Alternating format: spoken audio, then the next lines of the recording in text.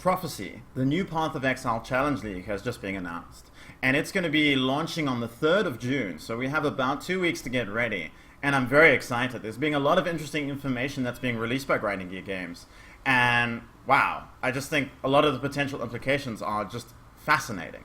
Now, Prophecy launches and a new NPC will follow you from town to town from Act 1 all the way to Act 4 called Navali. She's a Kurui soothsayer, and what she does is she gives you prophecies. You farm some monsters, and one monster in every zone will drop a coin. Now, what's interesting about this mechanic is that some zones have more monsters than others. So like Dried Lake has lots of monsters. It's not really an efficient zone for grinding coins. But if you look at a zone like Dark Forest or Ledge or Twilight Strand, these zones are fairly small and linear. So it's much easier to grind coins in these zones. So it'll be what's interesting about this mechanic is like certain people will be grinding for the coins, and so it will. And some people won't care about the coins and will be grinding like Dried Lake. So it's going to be interesting to see like how valuable the coins are and how many people grind for them. On top of that, it's just going to encourage people to full grind zones even more. Like if you're grinding a map and there's 10 monsters left and you haven't got your coin, you know that one of those 10 monsters has the coin. So you might be more motivated to fully clear a zone, which I think is always pretty interesting. Except, you know, if like there's like sand spitters or like devourers hiding in the ground somewhere, that's just going to end up being kind of frustrating. Anyway, so prophecies are like quests that you can buy with these silver coins from Navali, and some of them are just influence your RNG in the near future, like maybe you found Angryaa in the next couple of zones, maybe one of your zones in the near future is infested with rats, that kind of thing. But some of them are even more impactful, where you might find a Zana who offers a free map. And then what you can do, of course, like I imagine this is possible, you just run like all your tier 15, 14 maps, after activating the Zana prophecy, and then you'll find a Zana in a high tier map and get like a free high tier map. So I imagine that this kind of prophecy will be valuable. Valuable? Yeah, because you can actually turn prophecies into prophecy stones and sell them. You just need to give Navali a bunch of extra coins, and then you can sell your prophecies or trade prophecies to other players. So there's going to become a whole trading economic meta around prophecies and how valuable you are and what you can do with them. Right now we know very little about just how good prophecies will be and what you can get with them, but I'm very interested, I'm very curious at the implications, and not only that, but we have heard about the Pale Council. It's going to be a new Uber boss that you can access by completing 4 separate chains on prophecies, and when you complete them you can fight the Pale Council. I imagine that'll be a really tough fight, but if you defeat them you'll get some awesome amazing gear or something. So I'm very curious to see what the future holds with that. Now, on top of that, you can also earn MTX by completing challenges. There's 40 challenges to complete, and the real interesting thing is if you complete 36 challenges, you get the creepy monkey. I mean, look at it, right? It's just amazing. Like, I've never, ever completed all the challenges in a league before because I find, like, achievement grinding kind of boring. But, wow, that monkey, I want that monkey. I don't care what happens, I'm going to get that freaking monkey. So you're going to see me grinding achievements this time around in the league, because that MTX is awesome and I want it forever on my account.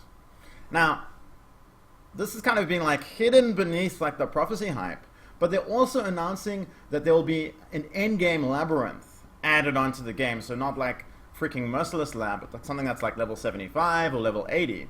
This is actually a really big deal because, guys, you know what's finally arrived in PoE? A real alternative endgame. Yeah, instead of like, you know, getting to like level 70 and then going, okay, I'm just going to grind maps until I'm level 100 or get bored. Now you have something else to do if you want to.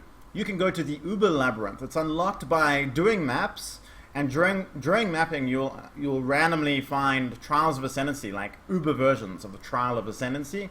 Once you've done all the trials, you can access the Uber Lab, and it's a high level version of the labyrinth with increasingly difficult traps, much harder than Merciless, and Uber Azara I imagine is going to be absolutely terrifying. So it's really exciting. And of course, when you finish the Uber Lab, you can access to even more powerful enchants to enchant gear, which will sell for lots of money and enable even more powerful builds. And this is a very big deal, you can gain 2 additional ascendancy points. So now ascendancies, once you finish the Uber Lab, you're going to have 8 ascendancy points available. Now, Uber Labyrinth, I imagine is going to be very difficult, so I think characters will probably only be completing it at around level 85 to 90. But the implications are still crazy. Like, there are certain ascendancies that are going to be incredibly powerful with 8 points, like Deadeye can now pick up 2 4-point abilities, and Deadeye has like some very powerful 4-point abilities.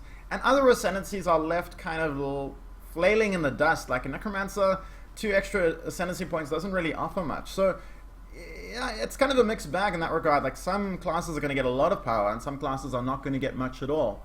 However, GGG has announced that they're going to be rebalancing things. They're going to be nerfing chaos damage by reducing conversion rates. Hopefully it's enough. And they're going to be changing the way that scepters, wands, and daggers roll mods. Basically, like if you roll a physical attack-based mod, that item will have a greater chance of rolling those mods. And a scepter or wand, like if it rolls like a caster mod, it'll have a greater chance of rolling caster mods. So it's going to be a little bit easier to roll these items the way that you want them, because very few people want a mix of attack and spell-based mods, so it's going to be quite nice. But yeah, it's really cool, honestly, the fact that there's going to be an alternative endgame, and I'm quite excited. There's even a new trap that's going to be in the Uber Labyrinth, right? It's a trap that springs up from the ground and slows you down, or damages you, or traps you, and you need to actually attack the trap and do damage to it, and once you do enough damage, it deactivates temporarily. So instead of just like running through traps as fast as possible, you're actually going to need to use damage-based skills to help you get through the Uber Lab. So I'm interested to see, with the rebalance, how they change ascendancies. You know, are more of the powerful ascendancies are going to be nerfed? Are they going to leave them alone and only buff the weaker ascendancies? Like we all know, things like Champion's Permanent Fortify is incredibly powerful. It's like something like 36% of players in hardcore are champions. Like, that's freaking ridiculous, right? So are they going to nerf that, or are they just going to leave it as is, and they're going to buff some of their weaker ascendancies like Slayer and Hierophant?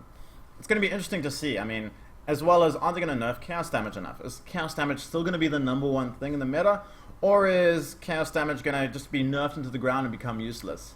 Is GGG going to acquire a miracle and make chaos damage reasonably balanced? I mean, all of these things we're going to have to see.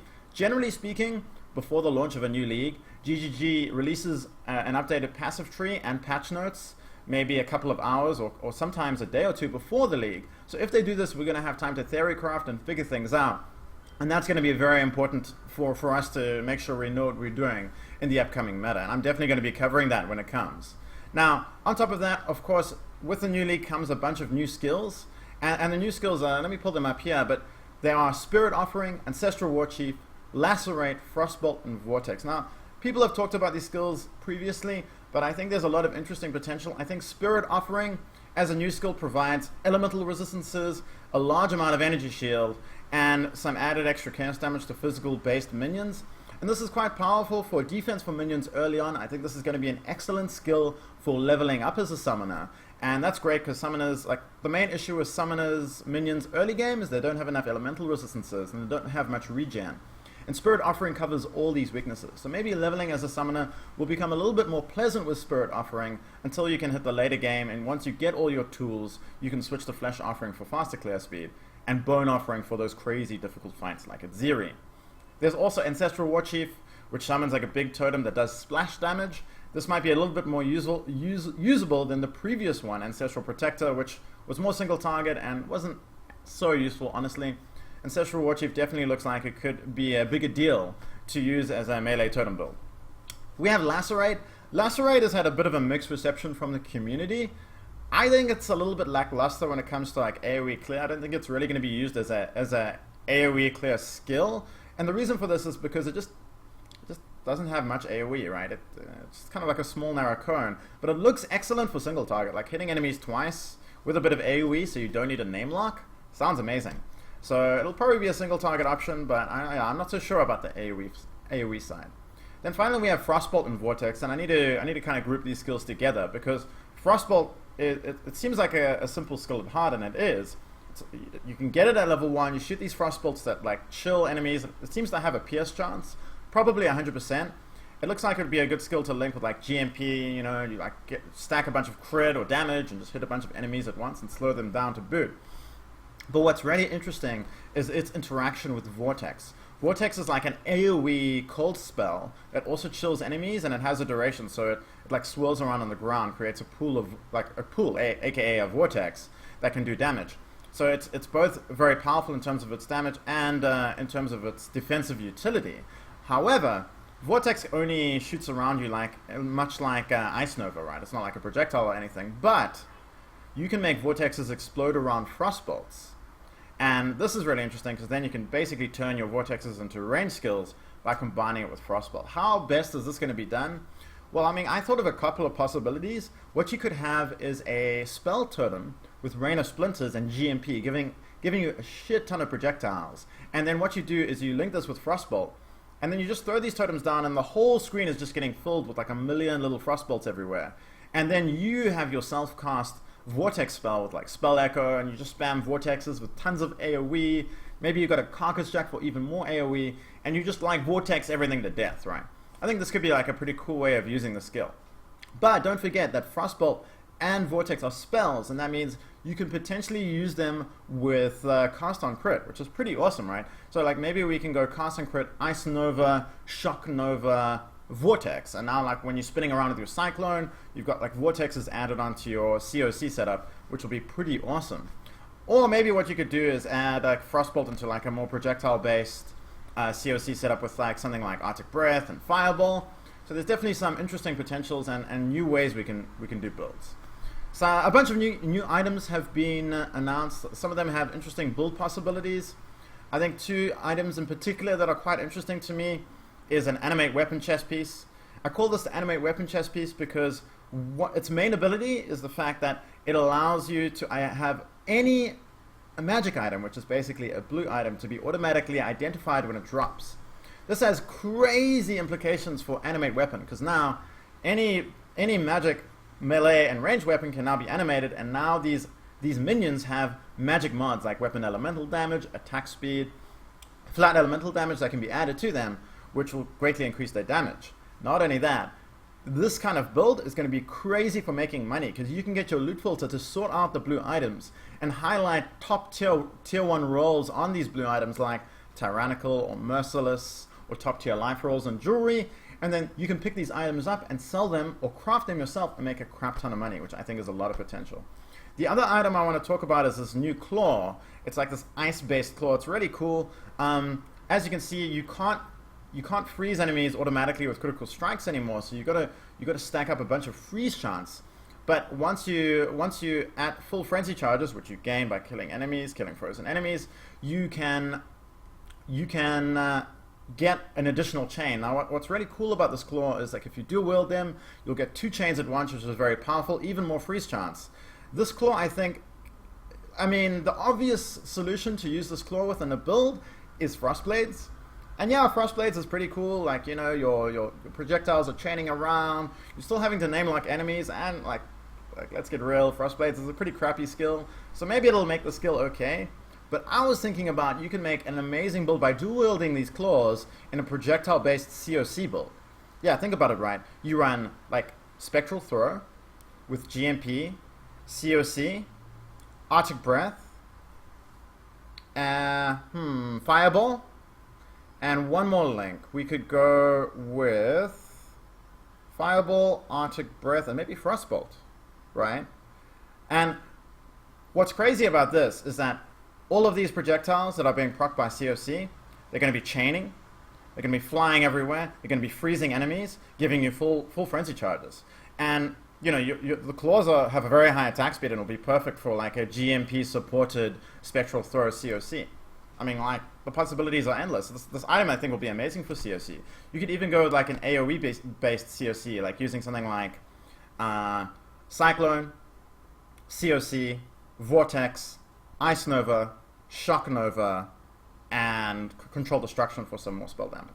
So something cool like that could be done with these claws. And you're going to be at like full frenzy charges constantly, freezing and chilling enemies left and right and doing tons of damage. So very excited to see how this claw is used. I'm kind of tempted with both of these items to make builds in the coming league, so we'll see how it goes. Yeah, and really looking forward to the balance changes, because, you know, like, this whole chaos meta is getting a little bit stale. One more thing is they've announced that there's going to be engine upgrades. A lot of people can forget about this, but honestly, what's the point of an amazing game if you can't actually play it on your computer? And it sounds like there's going to be an overhaul on audio, which is a big deal, because audio actually causes a lot more lag in PoE than people think. I think a lot of the lag that comes from like burning ground and desecrated ground comes from the audio that each ground produces. So this is going to be a big deal. And they're drastically reducing loading time. So maybe Path of Exile is no longer going to become Path of SSD. Now it's going to be more like Path of just play the actual game and have fun. Either way, I'm really looking forward to Prophecy and all the things that it's going to be offering. I'm going to be covering any Prophecy content that comes, as well as new builds, new ideas, and shifts in the meta. As soon as we get the patch notes, we're going to be doing a real talk on stream where I talk over all the different possibilities, and then I'll be collating this information and putting it up on YouTube as well. Hope you've enjoyed this video and discussion, and I'll see you next time. This is Angryaa. Cheers.